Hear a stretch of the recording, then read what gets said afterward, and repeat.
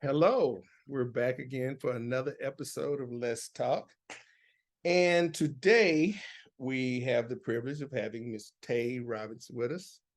And she is a life strategies coach, an author, and a speaker.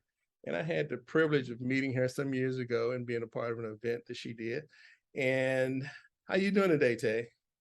I'm doing well, very well. Thank Good you for deal. having me. Great. So can you kind of give us a little idea of what a life strategies coach does?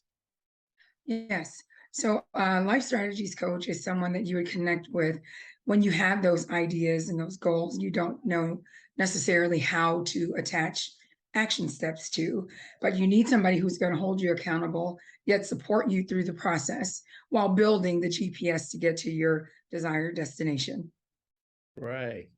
Ooh, and how did you end up doing that type of thing? What brought you to that? So, coaching called me. I don't think I called coaching. I've been in social work and social services now for about 28 years, 29 years, I think, coming up here quickly. And part of it was assisting clients and individuals with figuring out how to get from point A to point Z and the stuck place in the middle that they found themselves. And when I found out what coaching actually was, I thought, I do that every day.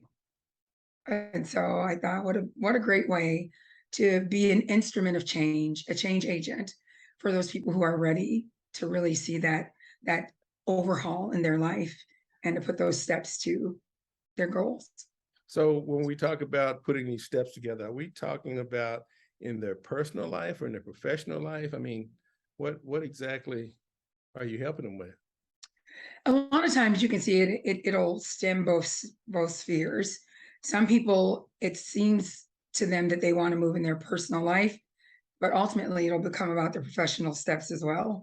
So sometimes they merge into each other. Some people like to focus on their personal fears, where others are like holistically, just all the way around. Personal fears, you said. What do you Oh yeah, is that what you personal think holds fears. people back is the fear of moving forward or the fear of not knowing? Both actually. I think that when you're in a place in your life where you're just stuck, a lot of times it's the absence of the understanding of the process. You don't know where to start. You're like, I have a really good idea. I know exactly what I want to do, but I have absolutely no idea where to start. Right, And then for many other folks, they know exactly where to start. They're just too afraid to do it. right. And so fear ultimately is a large factor in a Mhm. lot of the lives of the clients I've worked with. So is that a confidence thing, the fear, or I'm kind of give me some clarity on that. I think that when we discuss it, it's more fear, confidence, self-esteem, the idea of worth and value. Some people don't think they deserve their ultimate goals. They don't think that they deserve it, and so that very fact that they feel like, why would anybody listen to me? Why would anybody want to work with me? Why would anybody believe in me? It comes Right. down to their own worth and value center. Got you. Okay. Well, like I said, we met many years ago, and I had the privilege of speaking at an event that you were putting on, and So then you I did. had the opportunity of hearing you speak, and figured, what the world am I doing up here? Because you are an amazing speaker. You are very inspirational. You are very, very talented in that regard. Um, on this particular show, Thank what you. we try to do is encourage people to go for those dreams that you talked about and for them to let go of some of the Absolutely. fear and to step out into their authentic self and into their light. Don't cover that light that you have inside. uh, there was Absolutely. there was a period of time that you seem to have dropped off the earth. I couldn't find you anywhere. I didn't know what was going on with you. And then I found you again and you gave me some news of something that was I going on did. in your life. And could you tell us a little bit about that? Yes. um, in 2018, my oldest daughter was murdered. And in the wake of that tragic reality, I took a step back, far step back. And for about 3.5 years, I just didn't do anything. I Right. acquired her children. So I have bonus babies now. Mm, But for me, it was the greatest tragedy of my life. And I needed to cocoon for a little while. mhm. Yeah. So tell me how, well, I know that there are so many different levels and points and realizations when it comes to a grieving process. Can you kind of tell me kind of what you went through when it first hit you, and then uh, what lesson did you learn? What decisions did you make in that process? Oh, absolutely. It's a day I'll never forget. As long as I'm alive, and it's etched in my everything. It's etched in my being now. And I remember where I was. I remember what I was doing. I remember thinking when I received the call from the Fort Worth police officer, my very first thought was, that's odd. I just don't have the kind of kids that a police officer would call you for. Right. I just did that. That was the last call I ever thought I would receive. And I was getting my hair cut that day. And I was like, well, I'll head home now because he needed me to get there. And my secondary thought was, she's probably got a ticket Mm, driving, maybe they're right. doing some warrant roundup or something, and my kid forgot to pay her ticket. Right. And Right. so deep down inside, I had a nagging sense that something was wrong, but not something that was urgent, not something that made me feel like, oh, get there now. I just knew I needed to get there. Right. And when I arrived at her home, I knew before I got there, I asked my mom to go and check because I had a townhome right behind my daughter's. And so when the officer called me a second time, I thought, this is a lot more urgent than I thought, and one of us needs to get there quickly. And so I reached out to my mother and said, "Hey, do you mind going over? I'll be there. I'm on my way, but they need somebody there now." Well, when she got there, she called me because she pulled up to what looked like a fleet of police officers, Mm, fleet of police cars, and they weren't allowing anybody through the gates down towards my daughter's home. And you could see the first responders vehicle and EMTs and things like that. And I remember when my mom called me, and she said, "I'm scared." I said, "What are you scared of?" Just go up and then talk to them. They want somebody to be there and get the kids. My daughter never left her kids, so that was a little odd. And my mom said the officer walked up to her and he started speaking to her. And I heard my mom, the noise that she made, the scream, the response was unlike anything I'd ever heard. And my mother called out for her mother, who has been deceased since I was about 5. right. And I knew then something horrible had happened. Right. And at that moment, I think I just started, was in my car driving, and trying to get there now became my primary focus. That was all I needed to do. I needed to get there now. And I started yelling at the cars in front of me, move, move, I need to go, I need to go. And it was at that moment, even being in social work and social services over 20 years, I actually realized it downloaded for me the reality as to why we don't give people bad news Right. while they're driving or standing up. We say, hey, take a seat, because sometimes some of the things that we're going to share, the news that we have to deliver, is staggering. Right. I've, Yeah. I've heard that I've heard it expressed that, certain grief and anguish is more than just a sadness. It's something that comes Yeah. for your bones. It goes to your Yeah. core and hits you in that way. Um, and I can imagine that's just kind of what you felt. It went to your bones. Yeah. Uh, we're very sorry to hear that, but can you kind of explain to me, because you know I want to uh not just keep going over it. There are other people who are going through grief and anguish, and who have had similar situations, and who may in the future. And how do you or how did you decide to take a next step? I mean, what became your priorities? What became your thought processes?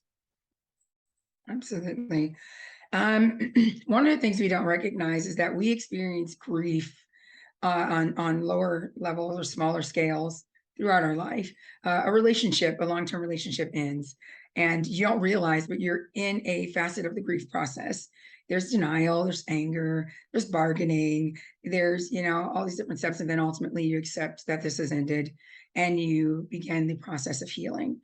And for me, with grief was a completely different kind of process, because it had so many different facets of it that I had never considered. Your heart literally breaks depending upon how significant the loss is, how invested you are, whom that person is to your life. There's a greater depth to grief. For me, I mean, again, I recognize that we experience loss on smaller scales throughout our life. You lose a great job, you never ascend to the fruition of an amazing idea. Those things can generate a lower level scale of grief.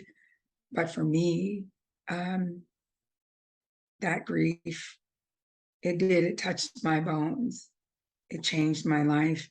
It ratified the way my brain worked, my heart worked, my mind worked, my soul worked. There is no respect of loss depending upon who that person is to your life. But when you lose a child, scientifically, biochemically, they're literally a part of you. You carry the cells of that child throughout your life. And so when you birth a child, that child literally is a part of your biological makeup. And I felt oblivious. I didn't even know what I felt when it first happened. I was numb. Understand that. I can understand that. And as you become to feel in as you came into full realization of what had just taken place, and these other things probably just kind of went into autopilot. This feeling, this biological, this psychological part of you were seeking to deal with this and wrap your brains around it. And I'm sure that the thought of your grandkids came to mind, because you probably put you aside for a second, and then thought about how this also affects their life. I did. When I arrived at the leasing office where she lived, her apartment complex, the officers gave me the news. I quite honestly don't recall if I passed out, or the next thing I remember is walking through the doors, and my two older grandsons were standing there, and there was a woman holding the baby. And let me say this before I go any further. I'm so blessed, because, and I say that because everything that I've ever done with my life, every career, every facet of my career, my training, my experiences with clients, my experiences in some of my own personal struggles and adversities in life, I didn't realize at that moment prepared me to deal with losing my baby. And I had more strategies than I thought. I had more tools than I thought. I really just needed the opportunity to access them as time went by. Right. So when I saw the boys, and they saw me, because they were actually present when their mother was killed. So seeing me, I think, for them was a relief, but seeing them quickly propelled me in this place to be strong for them. Right. Don't fall apart. You gotta hold it together. Be there for these kids. These kids, you've lost great, but these children have lost tremendously. Right. And so I immediately, even consciously, set myself aside and I retrieved the baby from the woman standing in front of me. And my older two grandsons looked at me and said, "Mom got dead. So Mhm. and so shot mom." Right. And so it was like, it's time to work. Right. Right. So, we sincerely hope that this type of thing doesn't happen to other people, but we are sure that Yeah. it will. I mean, being in the work that you've done, you've probably seen Yeah. all kinds of situations and grief happen to people. And I guess one of the saddest things about it is they don't have those tools that you have, No, they don't. don't have that experience. Um, Grief is one of those things that is an individual thing. It doesn't come the same way to everybody. It doesn't have a certain time that it comes or a certain time that it goes away. It can come back No. at any point in time, throughout your life. What do you think is one of the most valuable tools in dealing with grief? Or me as a spiritual being, my most valuable tool is my spiritual center of faith, my faith system. But I think that for those people who are outside of that, one of the greatest tools that they can have is to allow themselves some grace. I think that when things happen, we immediately start condemning ourselves for the way that we show up. Right, When you really can't call how you're going to show up. right, You can't determine that in that moment, in that space. You have to allow yourself the grace to evolve through your grief, right, because it is an evolutionary experience. And depending on what you've lost, you're going to change. right, definitely. And even sadder than that, you have other people who feel like they can tell you how you should show up. They can tell you how you Absolutely. feel, what you should do, so on and so forth. That is very, very unfortunate. Um, so you have your faith. You say that a person should give themselves a chance to have some grace and fully acknowledge the process that they're going through. We can't just ignore it and think it will go away. It's kind of one of those things we've got to learn through and live through. Oh, not only that, don't expect that you're going to know what to do. Right, I think as I talk to different moms and different individuals who have navigated this particular life experience, they all expected that they would know what to do. But why would you know what to do? What you didn't wake up that day and say, "So I'm going to lose a kid today. I think I better do this." right, It's okay if you don't know what to do. It's okay if you don't know what you need. How can you? You haven't fully wrapped your mind around or grasped what's happening to your life. So how can you prepare for something you never saw? right, right. Somebody you've never been. That's Right. right. On top of that, That's right. like you say you're forever changed. Um, is there any other thing that you would tell a person who is going through a grieving process to give themselves grace? And what else do you think you should? Absolutely. Um, I would say give yourself grace, but I would also say prepare yourself to be for another version of yourself to emerge. Mhm. You're not going to be the same. You're Right. not, especially if it's something as great. I went to an amazing grief retreat here recently with an organization called A Memory Grows. And it was their very first retreat for homicide Mhm. and families who had lost their children to homicide. And throughout this particular retreat, it was 5 moms. And what became a recurring theme throughout our time together was not really fully cognizantly understanding that we would never be the same.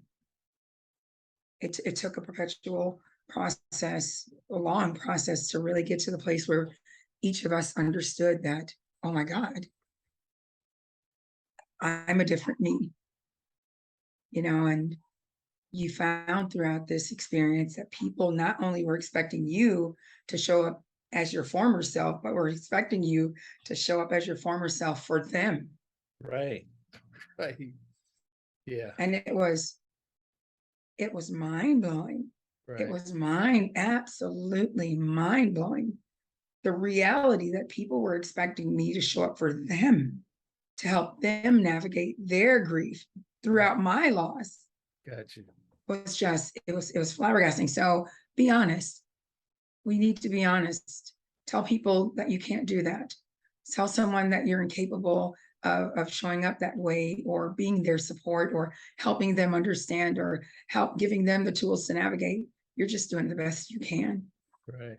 So Right. definitely, if you have a faith system, lean on that, activate that system, talk to those people in that realm that help you to be strong, or just to survive, but also being honest, giving yourself grace, being honest to the people in your circles and saying, I can't do that for you. Right. I'm doing the best I can right now for me. Right. So one of the things that we discuss more times than not on the show is about the need of community, the need of a support system, the need of Mhm. sounding boards and people that you can lean on, but not just anybody. Because, like you say, there are some people who will not be beneficial to you in that. Do you encourage Mm-mm. people to seek out help?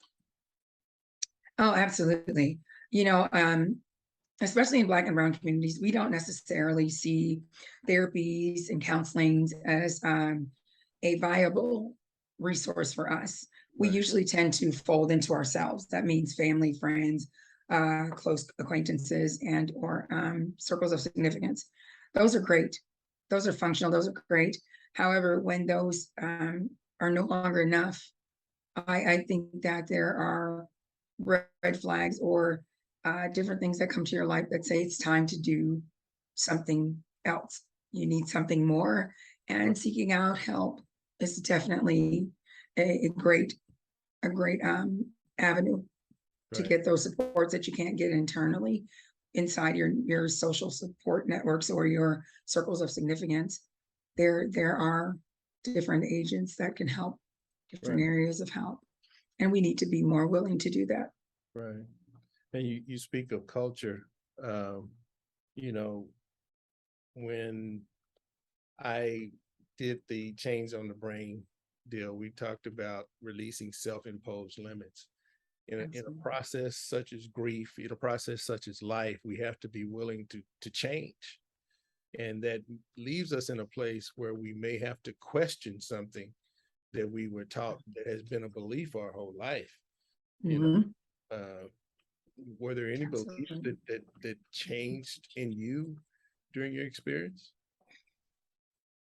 Uh, my spiritual center got deeper, got stronger, got more reinforced. But one of the things that did change for me really quickly was my ability to trust. This person was someone that we had allowed into our life, who had Right. broke bread with us at our tables, sat Right. at my son's funeral. I mean, my son's wedding, and all these things. He had all these intimate connections with us, and he was a part of all these intimate sectors in our life. And immediately, immediately, I discovered that I wasn't the most trusting, wasn't the most willing to extend my help Right. as I once was. It really affected my perception of society, of people. Right. That's understandable. That is really understandable. Um, so if if you had the power today Mm. entrusted in you to cure grief, what would you do? If I had the power today entrusted in me to cure grief, I wouldn't necessarily remove the grief process, because that's a whole, I mean, when you think about the holistic human experience, loss, conflict, and grief are part of those things. Right. They're part of the genuine, holistic human experience.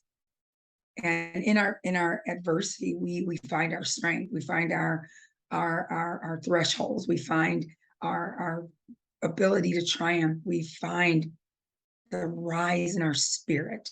Right. You find out how strong we really are. So I wouldn't necessarily erase the grief experience. However, what I would do, I would incorporate a system of support that would just immediately emerge for everybody in that particular place in their life. I would hope that my my superpower would become showing up, becoming a part of that network, helping people to actually create that network of support. I can see the cape on you already. That's right. Big old G off the back. Yeah, I know that we want to encourage people not to Mhm. just, I mean, I fully believe that grief is a process. I believe that you can learn from grief, but there are Yep. some people who get stuck at that low point Yeah. and they let that low point become their identity. Yeah. It's not a matter of being insensitive or Mhm. not allowing them to grieve. Is Mhm. there a possibility of encouraging somebody to, for lack of a better term, move forward? I'm not saying move past. Yeah. I'm not saying that you get by it, you get over it, or so on and so forth, but that allows them to move, that allows Well, them, I hear you saying somebody that can encourage them through the steps. right. Yeah, not necessarily move past, be done, but helping them to move step to step. And maybe even helping them understand the steps, understand where you are Mhm. right now and where you were and where you want to be and where you're going. And when you fall back, you understand, where you've been, what you're capable of, so on and so Yep. forth. That type of thing is what I'm looking at. Because it can be, I would imagine even today, you have moments. Oh yeah. Yeah. 4 years later, you have those grief. I've heard grief referred to as many different things, but the one I think fits it best is like a wave. You go to the beach and you see the shore, and you see the tide comes in, and the waves take a layer of the sand, or it brings in the shells, and but at the end the tide goes back out again. Right. And grief is such, it comes in its waves, and some of those waves are little, and they just wash over the shore, and they clean it out a little bit. Right. And then you have those very, very big high tide, and it crashes down on Right. the shore, and it changes the terrain. For that moment, you're under construction Right. again. I don't know if us for me, what worked was just assigning somebody as a support partner for me. I am fortunate. I had several. I had two or three actually, that when they saw me in crisis, they responded. Right. They responded, like checking in on you, following up with you. Hey, where are we at? Do you need to get out? Is there something I can do? Because what I've come to recognize and even appreciate is that a lot of times the people in our circle, the people in our lives, they don't handle grief so well either, because they're accustomed to a version of you that is completely different than the one Right. grief creates. Right. And for them, it's uncomfortable. And so what you experience a lot in grief is what I now call the butterfly effect. Mm-hmm. And the butterfly effect is that the people around you are so uncomfortable with your grief because it's hard.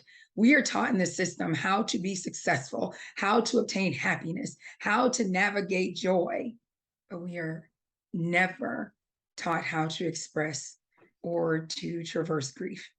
Right. Instead, what we ask in the butterfly effect is when things are happening that are uncomfortable and make you uncomfortable, or people around to be around, we want you to go away, go away, go away, go away, go cocoon. You're a caterpillar. We want you to go cocoon. and Right. take care of all those things. And then we want you to emerge and come back when you're a beautiful butterfly and your wings are beautiful again to look at. Right. Right. Yeah. And so we're asking people who are hurting to disappear and deal with their grief alone. And then we'll help when your grief doesn't make me uncomfortable anymore. Right. That is so, so true. Tay, you are one of my amazing friends. I'm glad I met you. I'm glad I know you. And you have a wealth of Gotcha. knowledge, a wealth of skills and talents. And I hope to be in your presence as you share again. And hopefully we can do something together. I hope that, my baby right now is, of course, because what my daughter experiences under the umbrella of intimate partner violence. So getting that information out into young folks, how to identify healthy relationships, how to release yourself from toxic ones. What Right. are those necessary steps that it takes for you to take care of you? But also, my other baby is grief awareness, Right. teaching people how to navigate their grief. Right. Nobody gets to tell you to shut down. Nobody gets to force you into the butterfly effect. Right. Now, even when those wings are brown and dark, they should be seen, Definitely. because it's going to help people understand how to address this. How do we assist? How do we support? What do we do? What don't we do? I experienced a lot of really well-meaning people who said things like, uh, I don't want to say your daughter's name because I don't want to bring it up. People who are grieving, especially when they lose someone, Right. it actually is extremely beneficial to say the person's name, because one of the things that they're fearing is that that person that they loved, their child, their spouse, their brother, their sister, is going to be forgotten. Right. And that becomes a fear, is that this beautiful human being who affected and influenced my life, had this amazing impact, is no longer relevant, and Right. nobody remembers them. So it's okay. It's okay to Yeah. say that person's name. Being strong, saying, I have no idea what to do or say. I don't know how to help you. What I can do is sit in this moment with you, even if it is just to be silent. Right. I just want to be here for you. And And they that's need to okay. know that asking for help is not a sign of weakness. Not a sign of weakness. It's not a sign of weakness. It doesn't mean No. that you're less than or you can't handle life or so on and so forth. You ask for help because you need help and you want to get tools that help you be even a stronger person. And Actually, asking for help is one of the strongest things you can do. right. It's actually one of the steps that helps to empower you Mhm. to say, I need help. I Right. cannot do this. That's actually the greatest expression of your strength. Right. Yeah. Well, like I say, Tay, I really appreciate you. I'm glad you came on the show and I hope we can have you back Absolutely. again. I would love that. In parting, one of the things I want to say to anybody watching who has the amazing opportunity to sit with David and hear some of these extremely phenomenal and informative conversations, is that you're enough. Even, and I don't say that in the sense of you can do it all, be it all, have it all by yourself. But if God intended for us to, if it only took one person to get where you were going, we'd all live on an island and there'd be nobody else there. Right. But we don't. We live in a system where there are multitudes of other people who are here, who have just what we need when we need it. Right. And walking in your truth and in the fullness of your strength is to say, I need something. My greatest awareness here recently was for my family. When I left the retreat, I realized that we hadn't done that. We hadn't taken the opportunity to sit with one another and introduce each other to this new version of ourselves and tell one another what that new person needs. Right. And now I'm raising the boys, we do that with them. Right. This grief has created a new you. What does the new you need? Right. What does the new you want? What helps the new you feel okay about today? And I encourage anyone, whether your loss is a relationship, a job, a concept or an idea, a dream deferred, or someone who is a great part of your life, say what you need. Right. Introduce the people around you to the new you and empower them so that they can become a part of your circle of significance and supportive circle, because the new you doesn't need what the old you needs. The new you may need something greater or may need something less, but the only way people are going to know it is you got to tell them. Right. Thank you. Thank you. Thank you. Now y'all see why I got on here. See, now you know. You just got a little taste of it. All right, Tay. Like I say, thanks a lot, and we will see you again soon. Okay. See you again soon. Thanks, Have a David. good one. All right.